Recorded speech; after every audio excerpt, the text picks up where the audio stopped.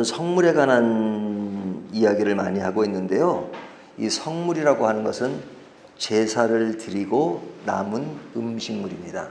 제사를 드리고 번제를 통해서 완전히 태우는 거 말고 이렇게 이제 먹을 수 있는 그런 음식으로 남은 그것입니다. 이 음식은 일반인들이 먹는 것이 아니라 이제 제사장에게 주어진 몫이죠. 이 제사장의 생활을 위해서 그렇습니다. 이 제사장은 레위 지파 중에서도 아론의 자손들이 그 일을 담당했잖아요. 그래서 다른 지파들은 땅을 분배할 때 그 몫이 있었지만 이 레위 지파들은 이제 제사 드리는 일, 그 아론 자손들은 제사 드리는 일들을 전문으로 하기 때문에 그들이 생활할 수 있도록 먹여야 되잖아요. 그래서 먹는 그 길이 이제 그 제물을 먹는 것인데 이것을 이제 성물이라고 합니다. 이 제사장의 생활을 위해서 주어진 것인데 이제 그 규례가 있는 거죠. 어떤 규례가 있냐면 먹을 수 있는 것은 제사장 혼자만 있는 것이 아니라 가족이 있으니까 그가 출생한 가족, 부모나 그 자녀들도 그 성물을 먹을 수 있도록 했습니다. 그러니까 같이 먹고 살아야 되니까요. 그래서 직계 가족인 이제 부모와 자녀들, 그리고 이제 이 제사장 집이라 하더라도 일을 함께 돕는 사람들 있잖아요. 그래서 고용된 사람들, 그 사람들에게는 먹을 수 있습니다. 11절을 보면 그러나 제사장이 그의 돈으로 어떤 사람을 샀으면 그는 그것을 먹을 것이며 그의 집에서 출생한 자도 그렇게 하여 그들이 제사장의 음식을 먹을 것이며, 그러죠. 이게 고용된 자들입니다. 이 고용된 자들 중에서도 이 10절에 보면 여기 보면 객이나 품꾼도 다 성물을 먹지 못할 것이니라. 그러니까 거기에 잠깐 머무는 사람, 방문해서 그 다음에 이제 품꾼, 일을 해도 이제 잠깐 일을 하루 이틀 도와주는 사람에게는 그 성물을 먹지 못하고 이제 완전히 고용되어서 함께 지내는 사람에게만 그 성물을 먹을 수 있도록 했습니다. 직계 가족이라 하더라도 이제 딸이 있는데 그 딸이 출가했으면 그는 그 집안에 있지 않기 때문에 이제 그는 성물을 먹지 못합니다. 12절 제사장의 딸이 일반인에게 출가하였으면 거제의 성물을 먹지 못하되, 자, 그도 성물을 먹지 못한다 이거죠. 자, 그렇지만 이 딸이 이제 집으로 돌아오는 경우가 있죠. 잠시 집에 놀러 오는 거 말고 이제 이혼을 했다든지 아니면 남편이 이제 떠나서 이제 혼자 됐다든지 이래서 집으로 돌아오게 되는 경우, 또 자식이 없는 경우, 그러니까 자식이 없다는 것은 이제 이 여인이 이제 자식이 세상을 떠났다든지 아니면 이제 나이가 많아서 이제 자식이 없는 그런 상황 속에서 돌아왔다든지 그런 경우라면 다시 집으로 돌아온 것이니까 가족으로서 그 음식을 먹을 수 있다 이렇게 말합니다. 근데 이제 이런 음식을 이제 부지 중에 누가 먹게 되면 14절 만일 누가 부중에 성물을 먹으면 그 성물에 그것의 5분의 1을 더하여 제사장에게 줄지니라. 이것은 의도적인 것이 아니고 이제 실수라기보다는 이제 이게 부지 중에 뭐라 그래야 되나요? 하여튼 생각지도 못하게 그 음식을 먹게 되면 5분의 1을 더해서 제사장에게 주어라. 이제 그렇게 말씀하고 있죠. 자, 그러면서 이제 이런 말씀을 쭉 하면서 16절을 보면 그들이 성물을 먹으면 그 죄로 인하여 형벌을 받게 할 것이니라. 나는 그 음식을 거룩하게 하는 여호와이니라. 늘 이제 이렇게 설명하다 보면 이제 거룩에 대한 이야기를 하고 하나님이 이제 거룩하게 하시는 분이다 하는 것을 늘 강조하죠. 자, 이제 이런 이야기를 하고 나서 그 다음 이야기는 뭐냐면 일반 사람들이 예물을 드릴 때 모습을 이야기합니다. 그래서 7절부터 나오는 이야기는 보면 사람들이 예물을 드릴 때 어떻게 드려야 되느냐. 20절을 보면요. 흠 있는 것은 무엇이나 너희가 드리지 말 것은 그것이 기쁘게 받으심이 되지 못할 것임이니라. 이 두 가지 이야기를 하죠. 흠 없는 것으로 드려라. 흠 없는 것. 그리고 이것이 기쁘게 받으심이 되지 못하면 안 된다 이렇게 말하죠. 그러니까 드리는 사람도 기쁨으로 드려야 되고 받는 분도 기쁘시게 할 수 있도록 이제 그 받으시는 분 누구세요? 하나님이 받으시는 거고, 그런 신앙적으로 보면, 그러나 또 인간적으로 보면 제사장이 받는 거잖아요. 그것이 모든 것이 기쁨이 돼야 된다 이거죠. 자, 이 기쁨을 전제로 하는데 그 기쁨의 전제가 뭐냐? 흠없는 것이어야 된다 이거죠. 그래서 흠없는 종류 12가지를 이야기하는데 그것이 이제 22절부터 24절까지입니다. 저희가 뭐 다 읽진 않아도 어제 본문에 이제 그 제사장이 어떤 사람이 돼야 되느냐? 그것은 몸에 흠이 없어야 된다. 그래서 12가지의 이야기를 했잖아요. 똑같이 12가지 이야기를 합니다. 22절 너희는 눈먼 것이나 상한 것이나 지체에 뱀을 당한 것이나 종기 있는 것 이렇게 해서 뭐 쭉쭉 12가지를 해요. 그래서 이제 이 12숫자를 이들이 맞힌 것은 이것이 이제 완전한 숫자로 이렇게 정한 것이죠. 그래서 이스라엘 사람들은 그런 걸 잘 내요. 이렇게 숫자에 맞죠. 3이라는 숫자, 뭐 6이라는 숫자, 7, 12 이런 숫자를 맞춰요. 그래서 모든 숫자를 거기에 맞춰가지고 그냥 너무 의미를 부여해가지고 그냥 억지 해석을 하는 것도 문제가 있지만, 그러나 이 사람들이 이렇게 맞히는 그 음률 또 이런 정한 것은 또 의미가 있단 말이죠. 그래서 그것에 이들이 왜 이렇게 맞춰야 됐느냐 하는 것은 자꾸 좀 흠없는 것을 강조하고 있기 때문에 어떤 흠없는 그런 제물이나 제사장의 역할 이런 것들을 그 숫자와 관련해서 이렇게 강조를 한 것을 볼 수 있어요. 자, 이 흠없는 12종류 이것은 흠없는 제사장의 12종류가 같다는 것을 말씀드렸습니다. 이 이야기를 하고 난 다음에 이제 마지막 이야기는 뭐냐면 이제 이제 짐승을 이렇게 예물로 드리잖아요. 드릴 때 이제 어떤 그 규례를 정한 것이 있는데 보면 이 어미와 새끼의 관계입니다. 그러니까 같은 제사에 그 어미와 새끼가 같이 올라가지 말도록 하라 이거죠. 그러니까 유대인들이 어느 정도까지냐면요, 이 규례를 지키면서 이제 피자 같은 거 있으면 그 피자에 이제 치즈가 있잖아요. 치즈는 뭡니까? 우유잖아요. 우유로 만든 거잖아요. 거기에 이제 소고기가 올라가 있으면 뭐예요? 치즈와 소고기는 이제 뭐 좀 부모와 자식간 같은 그런 거죠. 같은 살아있는 그 소에서 나온 우유니까 안 먹는단 말이죠. 이 말씀에 근거해서 그런 거예요. 그러니까 새끼를 바칠 때는 최소한 7일 동안은 그 어미소와 같이 있었다가 8일째 바쳐라 이렇게 이야기하잖아요. 이제 이야기가 이제 27절에 나오는데 수소나 양이나 염소가 나거든 이래 동안 그것의 어미와 같이 있게 하라 이렇게 말하죠. 그러니까 그 동물을 위한 배려라고 할까요? 이제 그런 것이 있죠. 또 그다음에 28절 조금 전에 이야기한 것처럼 어미와 새끼를 같은 날에 잡지 말라. 28절 암소나 암양을 막론하고 어미와 새끼를 같은 날에 잡지 말지니라. 그러니까 피자에 있는 치즈나 고기는 같은 날에 잡은 그런 개념이 있는 거죠. 그들에게는. 그러니까 그 당시에 이런 교훈이 있었단 말이죠. 자, 이 말씀이 주는 교훈이 뭐냐? 제물은 하나님께 드리지만 제사 일을 담당하는 제사장의 생활을 보장한 겁니다. 그러니까 오늘날 이제 우리 풀타임 사역자들에게 우리가 사례비를 드리잖아요. 뭐 저도 이제 그 밝음교에서 일을 하면서 사역을 하면서 사례비를 받는단 말이죠. 그러니까 그 일에 전담하니까 그 일에 책임을 지고 그 역할을 하도록 하는 것처럼 제사장에도 그렇게 했죠. 그래서 그 모든 일에 전적으로 그 일에 투신하는 사람에게 교회가 지원하는 것은 굉장히 좋은 일이죠. 그래서 거기에 아주 몰두할 수 있도록 하는 것입니다.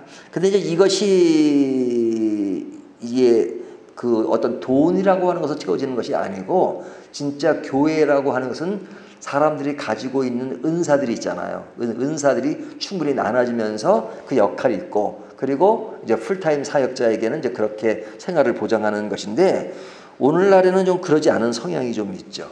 그렇지 않은 성향이 있죠. 그래서 그냥 뭐든지 이젠 그 돈으로 그 공간을 채우려고 하는 것은 바르지 않다고 생각합니다. 좀 더 자세히 말씀드리면요. 자, 오늘날에 적용해서 한번 생각해 보죠.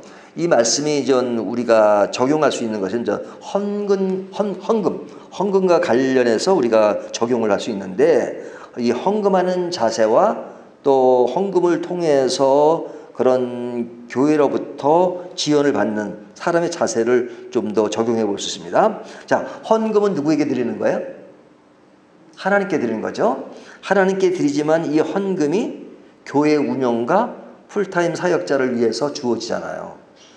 그래서 저는 어릴 때 이게 참 궁금했어요. 그러니까 저희 아버지가 늘 하시는 말씀이, 헌금을 주실 때마다 나 헌금은 교회에다 드리는데 이건 하나님께 드리는 거야. 그래요. 하나님께 드린다는 걸 그렇게 강조하셨어요. 아주 어릴 때요. 근데 이제 교회 가면 헌금 시간이 끝나고 예배가 끝나면 이제 헌금 위원들이 헌금 계수하잖아요. 그러니까 돈들 막 세고 그래요. 그러니까 어릴 때 헌금은 하나님께 드린다 그러는데 왜 사람이 이렇게 헌금을 계수하고 그럴까? 그래서 쌓아가지고 또 묶어가지고 이렇게 그래요. 그래서 하나님께 드린다니까 이게 막 하늘로 올라가는 것처럼 생각이 들었단 말이죠.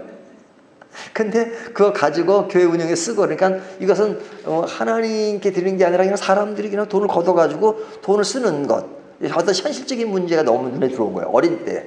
그러니까 하나님께 드린다는 것은 뭐고 현실적으로 운영된다는 것은 뭐냐, 이런 갈등이 조금 있었던 시기가 있었습니다. 아주 어릴 때입니다. 자, 그런데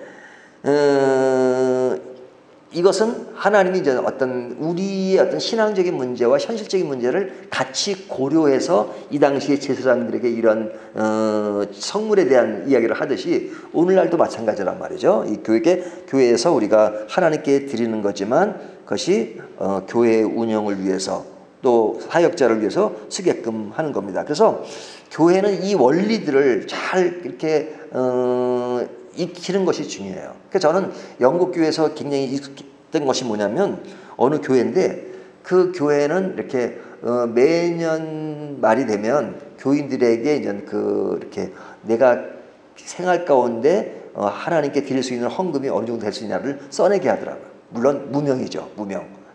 그러면 그것을 집계 해가지고 이 교회가 교인들이 이 정도 헌금을 가지고 1년을 생활해 나갈 수 있다는 것을 정해요. 그러니까 우리 한국 교회는 보통 영국에 다 그런 건 아니지만 이렇게 예산을 정해놓고 이렇게 하잖아요. 물론 전년도 회기를 따로 하지만 영국 교회는 이렇게 받아가지고 이제 교인들이 써낸 게 이제 만약에 1,000만 원이다 그러면 우리 교회가 이제 1,000만 원 규모니까 1,000만 원 규모를 가지고 교회를 운영해 나가야 되겠다, 이렇게 생각한단 말이죠. 근데 아무리 절약해서 운영해도 1,000만 원 가지고 되질 않아요. 1,100만 원은 돼요. 그러면 이제 목회자가 그 얘기를 합니다. 우리가 아무리 이렇게 계산해봐도 1,000만 원 가지고는 힘들겠습니다. 그러면 그때 사람들이, 저 있을 때는 그때 이제 흑백 TV가 있고 칼라 TV가 있는데, 칼라 TV는 좀 전파세를 많이 내고 흑백 TV는 좀 적게 내요. 그러니까 어떤 성도는 그 칼라 TV를 흑백 TV로 바꾸더라고요. 그걸 절약해서 하나님께 드린다 이거죠. 그래서 교회 운영을 해서, 그러니까 이 개인의 생활과 교회 운영에 대한 그런 문제, 헌금에 대한 문제가 그냥 교회 가니까 그냥 헌금은 내가 이 정도가 아니라 정말로 헌금 생활이라는 것이 교회 생활과 밀접하게 관련되어 있는 그런 자세를 보여주는 것을 봤어요. 그래서 교회 입장에서는 아무에게나 헌금을 받아서는 안 되는 겁니다, 사실은. 왜냐면 이 드리는 사람이 흠없는 것을 드리는 것이라면 이제 교회가 헌금을 받을 때 아무나 드리는 건 아니죠. 그래서 저도 초창기 때인 걸 썼는데, 예수를 믿지 않는 사람이 헌금하지 마십시오, 이렇게.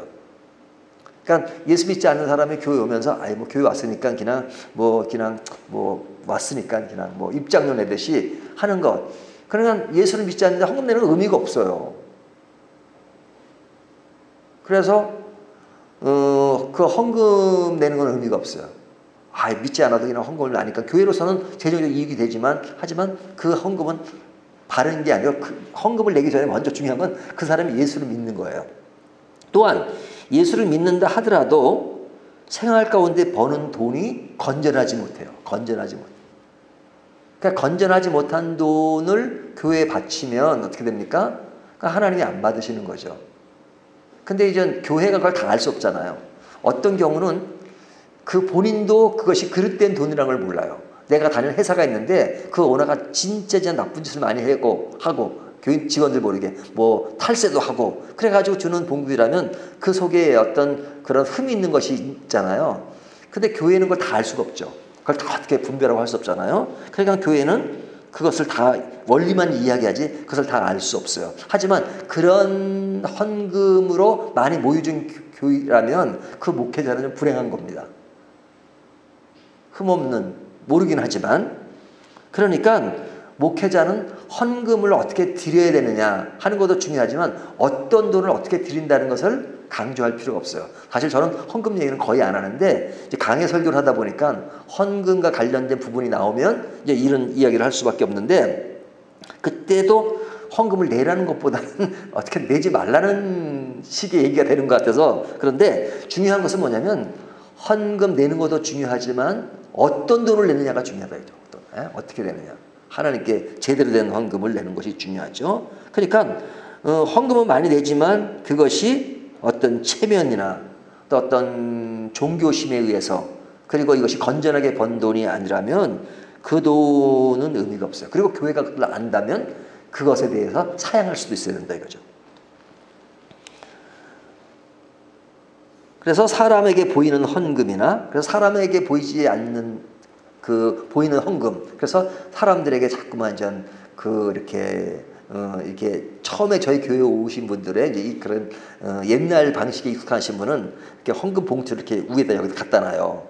저는 그렇지 말라고 이제 알려줘요. 우리는 그냥 헌금함이 있으니까 알아서 그냥 누시고 이렇게 무명으로 하고, 저희 교회는 기본은 무명으로 하지만 그러나 이제 세금 계산서나 그런 기부금 영수증을 끊어줘야 되니까 그런 경우는 그 사람의 이름이 있어야 되니까 이름을 쓰게 하죠. 그것은 교회에서 발표하지 않고 그냥 회계 안에서만 이렇게 기록만 합니다. 그래서 나중에 기부금 영수증을 끊어줄 때는 이제 그 이름대로, 이름을 안 쓸 때는 내가 기부금 영수증 안 끊겠다는 그런 자도 드리는 것이니까 이런 걸 철저하게 해요. 그러면서 강조되는 게 뭐냐면 사람에게 드리는, 보이려고 하는 것. 그래서 제가 어렸을 때 저희 아버지 나가는 교회를 보면요, 어떤 그 굉장히 부자 그 장로님이 계셨는데 그분은 헌금을 하면 그 당시에는 그 현금이죠 진짜. 돈 보따리 이렇게 해가지고 붓구시로 해가지고 강대상에다가 이게 뭐 감사 헌금 해가지고 이렇게 보따리로 돈, 그럼 자기 큰 돈이었으니까 이렇게 해가지고 붓구시로 해가지고 이렇게 써가지고 다 보이도록 이렇게. 그런 것은 어릴 때라도 참 좋게 보이지가 않았어요. 하지만 그런 분이 교회에서 상당히 대우를 받는 것을 봤어요. 그러니까 돈을 많이 내기 때문에 직분이 주어진다거나 또 그런 것들을 장려한다거나 그것은 옳지 않다고요. 하나님께 건전한 것으로 많이 되는 것은 참 아름다운 일이지만 어떤 사람에게 보이려고 하나님께 드리는 것보다는 사람에게 보이려고 하는 것은 결코 옳지 않다. 그래서 목회자 입장에서도 교회가 어렵더라도 하나님은 가난하신 분이 아니라는 것을 늘 생각해야 돼요. 그리고 그런 것에 믿음을 가지는 것이 굉장히 중요하다고 생각이 들어옵니다. 그래서 이 헌금은 자기를 드러내는 수단이 되거나 체면이 되어서는 안 된다. 그래서 헌금을 할 때도 믿음으로 시작하는 것을 가르쳐야 돼요. 믿음으로. 그러니까 내가 먼저 믿음 안에서, 그것이 뭐 기본에 못 미치지만 믿음으로 시작하는 것이 중요하죠. 이 원리가 오늘 본문에 다 담겨 있는 겁니다. 그래서 우리가 드릴 때 어떤 자세로 드려다가 흠없게 드리는 것이 무엇이냐, 또 그것을 받아서 쓰고 있는 제사장의 그런 성물이 있듯이 오늘날 목회자도 정말로 교인들이 피땀을 흘려서 진짜 드리는 헌금에 대해서, 그것을 가지고 생활하는 것에 대해서 어떤 자세로 해야 되는가 하는 것들이 이 본문에 다 들어있는 거죠. 물론 이 이야기가 신약시대로 넘어오면서 예수 그리스도 안에서 완성된 그 의미지만 그 의미에 그 오늘날 적용할 수 있는 것들은 너무너무 많은 것이죠. 이 말씀을 가지고 정말로 우리가 헌금은 그냥 교인의 의무생활 하나로만 생각하지 말고 정말로 흠없는 제사를 드리듯이 하나님께 드리는 것이 무엇이며 또 이것으로 사용되는 교회는 어떻게 그 헌금 관리를 잘하며 운영해야 되는가 하는 것들을 다시 생각하게 하죠. 이 말씀이 우리들에게 그런 경제생활에도 정말로 유용하고 진실하고 흠없는 그런 생활을 다시 한번 생각하게 합니다.